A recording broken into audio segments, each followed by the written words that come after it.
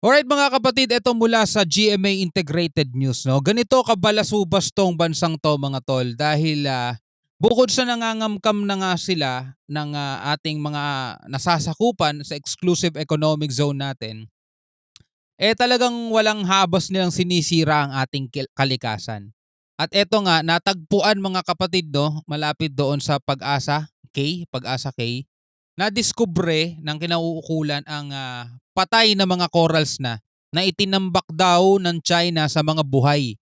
Ang ibig sabihin nun mga kapatid, may bagong reclamation o yung tipong gagawa sila ng man-made island. Eto mga coral na to, yan yung pinaka-itatambak nila doon, tapos sa kanila papatungan ngayon ng mga buhangin, ng lupa at ng simento, no? Kasi gumagawa nga sila ng tawag dito man-made island mga kapatid.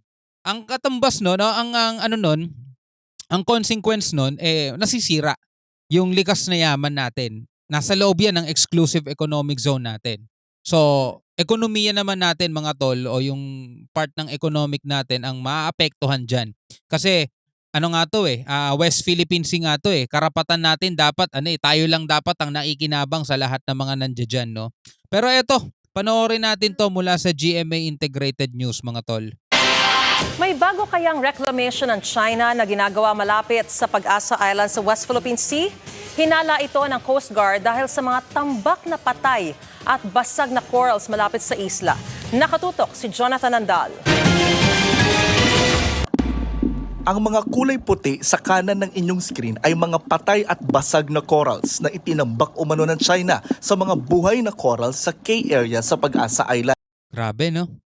Ito yung mga buhay na corals. Ito yung mga patay ng corals na durug-durug na itinambak ng China.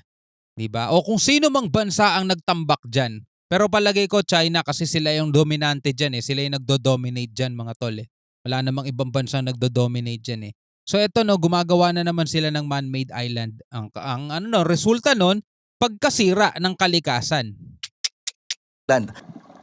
Ayon sa Coast Guard at UP Institute of Biology, indikasyon ito na posibleng may gagawin na namang bagong man-made island na ngayon mas malapit na sa isla ng Pag-asa. Nako. Yung case 1, 2, 3, and 4, lumalaki siya, lumalawak yung area, yung panambak na nagpapalawak ng area na ito. There's no other suspect that we can name with this kind of activities. No? It's only the People's Republic of China. Noong March 22 at 23 nakuna ng video na ito sa Maritime Survey ng UP Institute of Biology at Bureau of Fisheries and Aquatic Resources o BFAR sa Pag-asa K. Ganito sila kakumag mga tol pinag-aaralan ng mga biologists natin yung mga patay na corals doon. Tapos yung PLA, People's Republic of China mga kapatid, ano ba meaning ng PLA nila? Basta yun na yun. Para gusto ko sana bigyan ng ibang meaning Na yung Navy nila mga tol nagpalipad ng helicopter ng sobrang baba kaya nagsiliparan yung mga ng sobrang lakas ng hangin yan Nagsiliparan yung mga corals, may mga tinamaan pa mga tol. Yung iba nasugatan pa. Alam niyo naman kung gaano kalakas ang hangin ng helicopter, kaya niya nga buhatin yung bakal di ba? Kaya niya nga buhatin yung mismong helicopter dahil sa lakas ng hangin niya. Biology at Bureau of Fisheries and Aquatic Resources o BFAR sa Pag-asa K. Inaras pa sila noon ng China na nagpalipad ito ng helicopter na halos ilapit sa ulo ng mga Filipino scientists. Lumabas din sa survey na kaunti na lang ang mga isda sa Pag-asa. Maliliit na rin at halos mamamatay na ang natitirang corals doon. Senyales na nasisira na ang yamang dagat sa isla. Diba? West Philippine Sea. Dapat na ipagtatanggol yan ng Pilipinas. Pero anong nadidiscover natin? Mga sira-sira ang corals, mga patay na. Nauubos na yung mga isda, mga tol. Ano na lang kaya ang aabutan ng mga susunod na henerasyon na Pilipino? Diba? West Philippine Sea, Dead Sea na. Wala nang mga isda. Wala nang mga corals. Kasi corals mga tol, breeding breeding ground ng mga isda yan bahay nila yan Siyempre kung masisira yung mga yan, lilipat yan ng lugar. Kumbaga sa isang gubat, pag sinira mo, pag pinutol mo yung mga puno, magsisialisan na yung mga ibon, mga hayop doon, di ba? Lilipat na ng lugar. So ganun ang ginagawa ng China. Ang masakit nun mga tol, dapat kaya nating ipagtanggol yung ibinibigay sa atin Ang problema, kaya ba ng Pilipinas na ipagtanggol? O wala? Siguro kung sumisigaw ang West Philippine Sea, kung nagsasalita itong karagatan, "Oy Pilipinas, pagtanggol nyo naman ako." Inaabuso na ako ng China, sinisira na ako, hindi ba kayo kikilos para ipagtanggol ako? Hmm. I was surprised that Pag-asa itself, which is very far from a lot of fishers and from the mainland, is also suffering degradation. The big corals are now dead. Rekomendasyon ng mga siyentipiko, mas maging mapagmatsyag ang Pilipinas at bantayan pang maigi ang teritoryo ng Pag-asa Island. Pwede raw kasuhan ng China sa pagsira sa likas na yaman. At ito ay labag sa international law. Oh, yan na naman, labag na naman sa international law. Ang problema, ano bang nagagawa ng international law? 'Di ba? Merong isang bansang tahasang lumalabag sa kanya. Anong nagagawa ng international law? 'Di ba? At anong nagagawa ng Pilipinas kung puro lang tayo matiyag? Pupuntahan natin doon, sira-sira na. 'Di ba dapat prevention is better than cure? Paano natin ipe-prevent? Alam naman natin wala nang cure yan. Pag patay na yung corals, patay na yan. Wala nang cure dyan. So paano natin ipe-prevent? Hanggang matiyag lang tayo. Pag nakikita natin ang daming China fishing vessel o ang daming Chinese ship na nagsaswarm dyan o ang daming mga barko, binibilang lang natin o meron 110 na barko ng China ang namataan o merong 124 na barko ng China. Puro na lang tayo nagbibilang lang. Nagbibilang lang tayo mga kapatid kung ilan ng barko ng China ang pumasok sa atin. Pero ang tanong, anong ginagawa natin, di ba? Bilang isang Pilipino, bilang isang mamamayang Pilipino, partikular tayong mga nanonood lang, wala tayong magagawa. 'Di ba? Pero eto, calling 'yan sa ating gobyerno. Gawa kayo ng paraan para mapigilan 'yan. 'Di ba? Ang problema kapag lumapit naman tayo pa winapaalis, tayo pa wina-water cannon, o 'di ba? Yun ang matindi doon.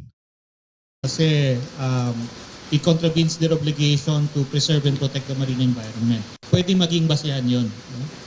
Ng isa pang kaso na pa-follow up dun sa 2016 arbitration. Kahapon inilahad ng Chinese Embassy ang anilay temporary special arrangement sa West Philippine Sea na nabuo noong 2016 nang bumisita raw si dating Pangulong Rodrigo Duterte.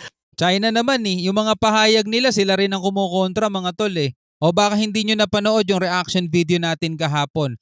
Tignan mo to tignan mo to, pahayag ng China. Since the temporary, paki-search na lang po sa Google kung anong meaning ng temporary. Ang temporary ba ay same as permanent? Diba hindi? Temporary nga lang eh.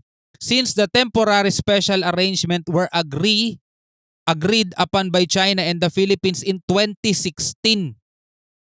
Fishing by Filipino fishermen in designated areas of Wangyan daw was not an issue. Sabi niyang ganun mga kapatid. Sabing ganun ng Chinese Embassy. Well, tayo naman mga tol, sabi naman ng DFA, wala tayong kinikilalang kahit anong special arrangement sa China. Walang nabuong special arrangement. Kung meron man yung sinasabi ng China, baka secret agreement lang nila yan nung dating presidente kasi 2016 eh.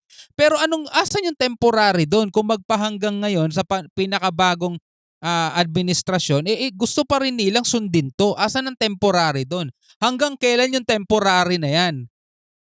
Pangsamantagal? Pansamantagal ba yan? Hindi naman permanent, temporary nga. Ano lang natin pagbigyan lang natin na totoo, halimbawa, what if totoo na meron talagang nabuong special agreements. Pero temporary nga di ba? Nandoon na tayo sa word na temporary. Bakit hanggang ngayon bago na presidente ng Pilipinas, di ba? 8 taon na nakakalipas mga tol, gusto nilang sundin pa rin ng Pilipinas yung temporaryng sinasabi nila, di ba? Ang kukulit din. Ang kukulit din ito mga inchik no? Kahapon inilahad ng Chinese Embassy ang anilay temporary special arrangement sa West Philippine Sea na nabuo noong 2016 nang bumisita raw si dating Pangulong Rodrigo Duterte. Sabi ng Chinese Embassy na pagkasunduan noon na hindi dapat lumapit ng 12 nautical miles sa Panatag Shoal ang mga barko at eroplano ng Pilipinas. Kung totoo ito, sabi ng isang maritime law expert, pwedeng kasuhan ang dating administrasyon. Pwedeng kasuhan ang dating administrasyon. Ako, dadagsa na naman ang mga prayer rally nila niyan. Kung totoo pero kung totoo, ang tanong nga sa China, kala ba namin temporary? Bakit hanggang ngayon gusto nyo sundin niya ng bagong administrasyon? 2016, dating Pangulong Duterte nung nagpunta siya sa China. Temporary. 'Di ba? Temporary lang. Hindi yan permanent, hindi yan panghabang buhay. My goodness. Merong possibility na pwede silang kasuhan ng disloyalty to the republic. Pwede rin siguro graft and corruption. Oo. Niloloko lang tayo ng Chinese embassy sa mga statement nila na ganyan. Huwag tayong magpaloko dahil pinag-aaway-away lang nila tayo. Wala Isa pa yon. Isa pa yon mga tol. Yun ang gustong mangyari ng China, ma-divide ang mga Pilipino kasi alam nila na malakas din pa rin naman talaga si Duterte mga tol eh. Malakas pa rin naman eh. So ang ginagawa ng pinag-aaway-away nila, ma-divide ang Pilipinas mga tol. Yun ang gusto rin itong ano na to, mamang singkit na yan. Ay nako. pang bagong pahayag si dating Pangulong Duterte pero nauna na niyang sinabi na wala silang isinuko sa China nang magkausap sila dati ni Chinese President Xi Jinping. Para sa Laglaga na. GMA Integrated News, Jonathan Andal, nakatutok. Alright mga kapatid, ikaw bilang isang Pilipino, ano ang masasabi mo mga tol dito sa balitang to? 'Di ba? Nakikita nyo kung paano nila tayo pinaglalaruan. Nakikita nyo kung paano sila magpagalaw ng mga plano nila. Alam nilang malakas si Duterte, mga tol, 'di ba? Isa 'yan sa mga naging malakas na presidente ng Pilipinas eh. O kung i-divide nilang tao, talagang mahihirapan ng administrasyon nating ipatupad kung ano man yung kanyang mga agenda, 'di ba? Kasi ang daming pipigil, ang daming tutuligsa. May mga magrarally. Anong gustong-gusto nila katulad nung nakaraan, 'di ba? Yung Labor Day, may mga nagrally sumugod sa US Embassy. Yung US daw ninanakaw yung ating likas yaman. Sana napapanood nila tong videong to. US ba gumawa niyan? O China? Ay naku po. Hanggang sa muli, ako nga pala si Shobaldi. Peace out.